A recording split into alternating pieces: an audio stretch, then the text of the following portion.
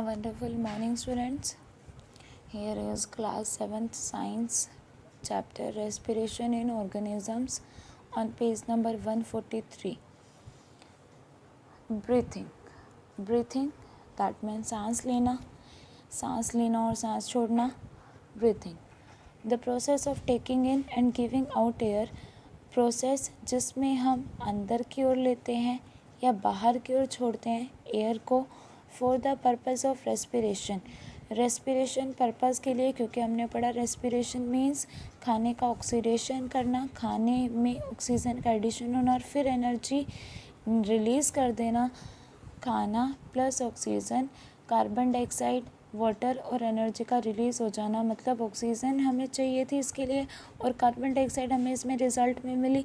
सो जो ऑक्सीजन चाहिए वो बाहर से लानी पड़ेगी, हमारी बॉडी में नहीं है, और जो कार्बन डाइऑक्साइड बनी है वो बॉडी में है, वो हमारे काम की नहीं है, उसे बाहर पहुंचाना होगा.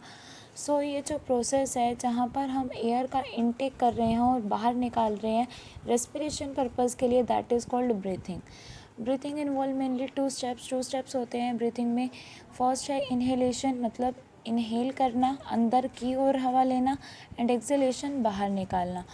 ड्यूरिंग इनहेलेशन, जब हम इनहेलेशन करते हैं, फिर ब्रीथ इन एयर, तो हम सांस अंदर लेते हैं which is rich in oxygen, हम वो हवा अंदर लेते हैं जो कि जिसके अंदर ऑक्सीजन था. ड्यूरिंग एक्सहेलेशन, जब हम एक्सहेल आउट करते हैं, मतलब ब्रीथ आउट करते हैं, तो उस टाइम पर जो हम एयर निकालते हैं, कौन से निकालते हैं, जिसमें कार्बन डाइऑक्साइड ज़्यादा है, which is rich in carbon dioxide, क्योंकि ऑक्सीजन तो हम यूज़ कर लेते हैं रेस्पिरेशन में, कार्बन डाइऑक्साइड फालतू थी उसे बाहर निकाल देते हैं.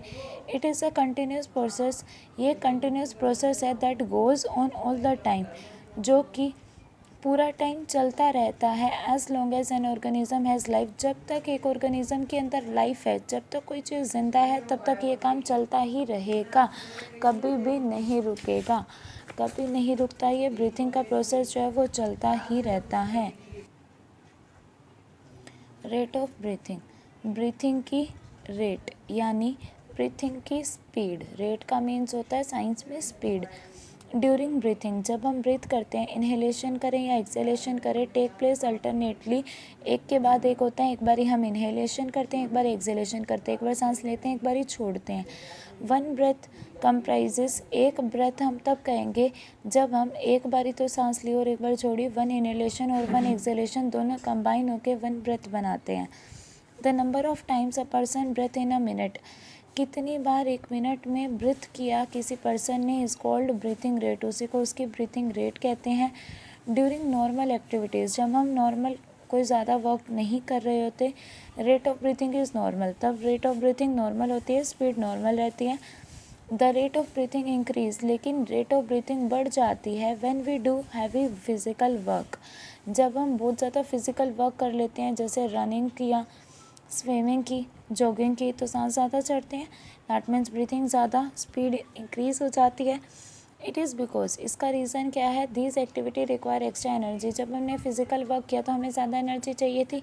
ज़्यादा एनर्जी चाहिए तो मतलब ज़्यादा एनर्जी कब बनेगी, जब रेस्पिरेशन ज़्यादा होगा, और रेस्पिरेशन कब ज़्यादा होगा, जब ऑक्सीजन ज़्यादा.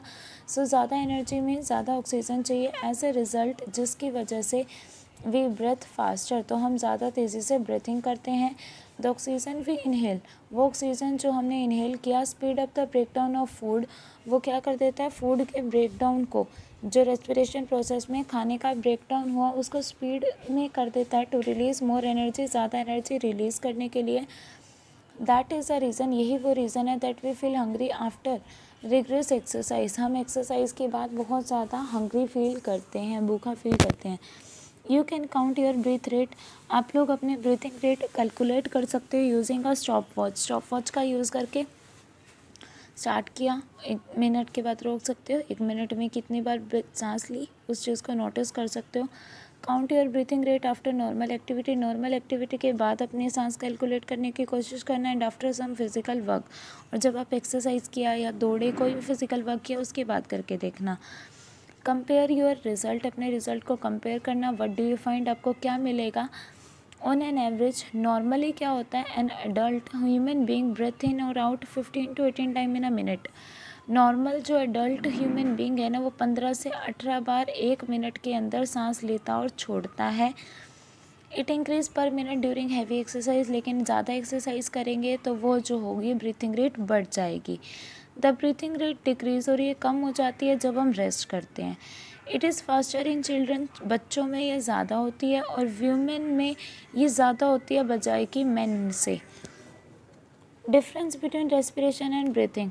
रेस्पिरेशन और ब्रीथिंग काफ़ी लोग एक ही टर्म समझते हैं, लेकिन दोनों बहुत अलग हैं, क्योंकि ब्रीथिंग का मतलब है ऑक्सीजन लेना और कार्बन डाइऑक्साइड छोड़ना, सिर्फ इतना। लेकिन रेस्पिरेशन का मतलब है ऑक्सीजन लेना, उसको खाने के साथ ऑक्सीडाइज करना, और खाने का ऑक्सीडेशन हो जाने के बाद कार्बन डाइऑक्साइड रिलीज़ करना, साथ ही साथ एनर्जी भी रिलीज़ करना, और फिर उसको बाहर निकालना। तो ब्रीथिंग उसका सिर्फ एक हिस्सा है, जबकि रेस्पिरेशन बहुत बड़ी टर्म है। सो सम डिफरेंस है ब्रीथिंग एंड रेस्पिरेशन में। Breathing is a physical process, ये तो एक फ़िज़िकल प्रोसेस है जिसके अंदर एक्सचेंज होता है ऑक्सीजन और कार्बन डाइऑक्साइड गैसेस का, जबकि रेस्पिरेशन एक बायोलॉजिकल प्रोसेस है, बायोकेमिकल प्रोसेस है, लाइफ हमारी बॉडी के अंदर होने वाला प्रोसेस है, इन्वॉल्विंग द कॉम्प्लेक्स ब्रेकडाउन, जिसमें खाने का ब्रेकडाउन होता है और कार्बन डाइऑक्साइड, वाटर और एनर्जी रिलीज़ होती है। It occur outside the cell, ये सेल के बाहर होता है जबकि ये सेल्स के अंदर होती है।